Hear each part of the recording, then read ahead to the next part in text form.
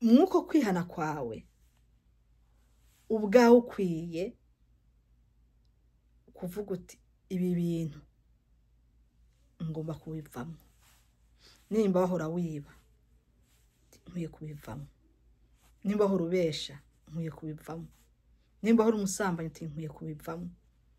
Nimba wahora uri imborerwa uti nkwiye kubivamo. Mw'ivyo bihe mwo kubivamo wowe ubwawe ufata ingingo mu mutima wawe.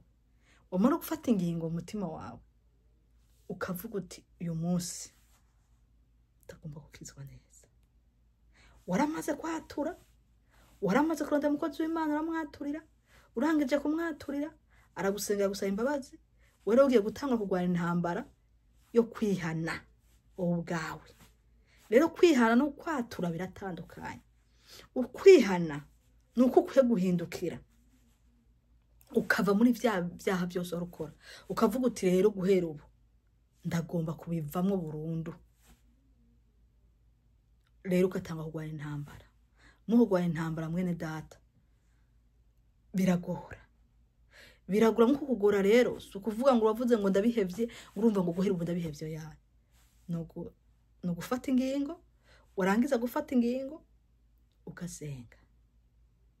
ugasenga ukirukana uwo mudayimoni w'ubusuma uri muri wewe, w'ubusambanyi uri muri wewe, w'ubeshi, wo gutukana, umva w'ivyaha byose bivyo byarakuzinze ukamwirukana. Kumwirukana rero nta kundi no gusenga gufatanye no kwisonzesha. Ugasenga apana yuko umuntu yisonzesha ari uko wabuze ibiharagi, apana yuko umuntu yisonzesha ari uko ashaka imyenda, apana yuko umuntu yisonzesha ari uko afite ikintu ashaka, ahubwo ukisonzesha kugira ngo uhinduke neza. Kuko bene data muri kino gihe Yesu ariko yeza umugeni, ariko areza abantu biwe.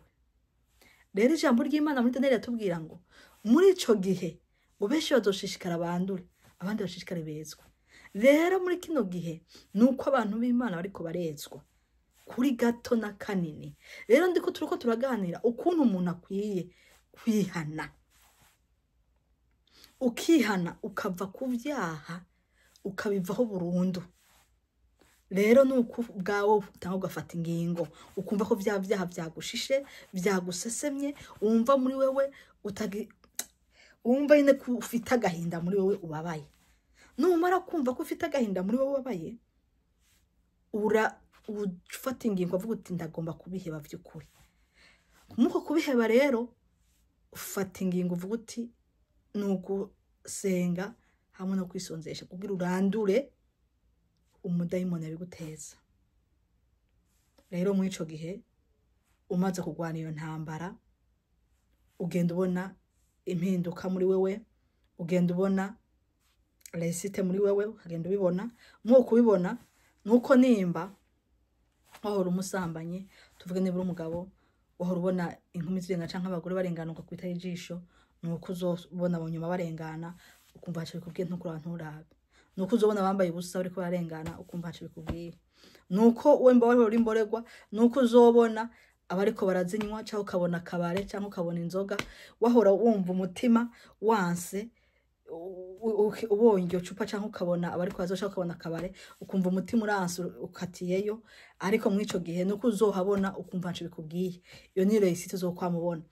Igihe nimba hari umusuma nuko uzobona umuntu asize amafaranga harya ukaraba ukayibona nk'ibisano ukirenganira, canke ukabona usize telefone harya ukabiraba ukirenganira, ntiwumve ko ari wa mutima uvuga ati genda wibe gato canke ugenda ugirene. Aho yo niyo receipt uzori kuragira. Rero uko buzogenda birangira mu nyuma bizohera burundu.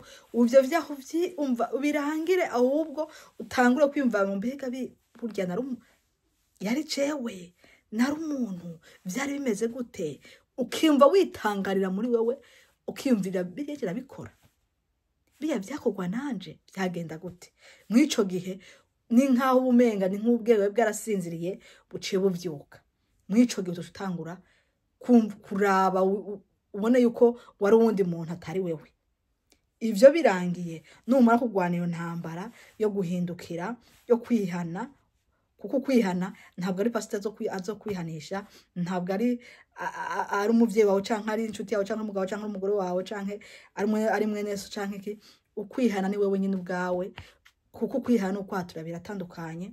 Ukwihana ni wewe ubwawe ufata ingingo, kuko nawe ukwama watura uyu munsi ukatura ejo ntaco bizokumarira atari uko wihanye ubwawe ugahindukira ukavuga uti iyi nzira narafashe y'ibyaha ndayivuyemo ndahindukiye ngomba guhinduka.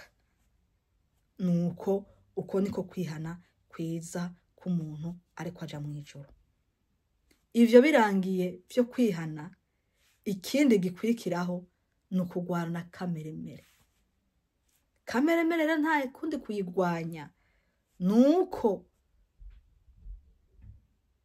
kameremere hazoza umuntu akwigisha. Nimba utahora uca bugufi, hazoza umuntu akurenganya wige guca bugufi. Nimba aho ukubita ikofe, oya wihangane. Nimba aho ucutukana, nimba aho ucutukana, kameremere rero ni ntambara ikomeye cyane kugwana kameremere, kuko kameremere ni novuga ko kameremere ari umuntu yonka mu muryango cyangwa konka ku bavye cyangwa konka iri mu maraso. Nigeze umuntu wa kera amajaho make, nigeze umuntu wa kera. Rero mwico gihe mu kugwana nayo ni nukugwana wamugwana nayo. Niba hori umuntu w'amanyama nuko uzona uzagatagutira ya manyama ukayobora nk'ibisanzwe. Nimba hori umuntu utavugirwamwo canke udaca bugufi nuko hazoza umuntu agucisha bugufi. Nimba hori umuntu ubwibone, hari ibikorwa byinshi biza bikaza bikagucisha bugufi. Ivyo ntabwo tuzogira tubiganiraho, ariko uyu munsi ko turavugana ukuntu ukwiye kwihana ugahindukira. Iyo umaze kwihana ugahindukira, igikurikiyeho nuko uca utangwa kugwana na kameremere. Kameremere rero ni ntambara nayo, kuko ntiba yoroshe, kuko kugira ngo ugware intambara y'ikintu kigize wowe ubwawe niba byoroshe, ariko hamwe n'Imana byose biragenda neza, kuko imbere y'Imana byose nta kinanira. Kuko nkuko muririmbye arimbye ngo uburyo Yesu ankunda burantangaza. Yesu adukunda urukundo rurenze bene data. Wibutse ukuntu yagukunza no kuba rumeze, nibutse uko yankunze nuko nari imeze, nibutse ukunda amabaza kesha akaguma nyihangana akaguma batigaruka. Wibutse nawe ukuntu mubabaza kenshi ariko akaguma avuga ngo garuka.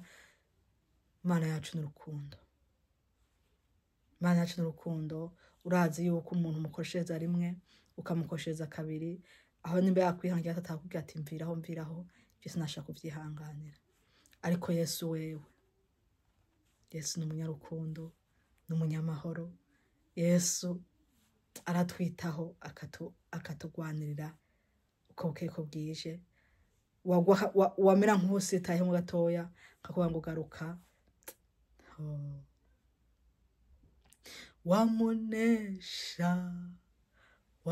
Wamunesha mwijuru hazoja yabanesheje. Wamunesha mwijuru hazoja yabanesheje. Wamunesha mwijuru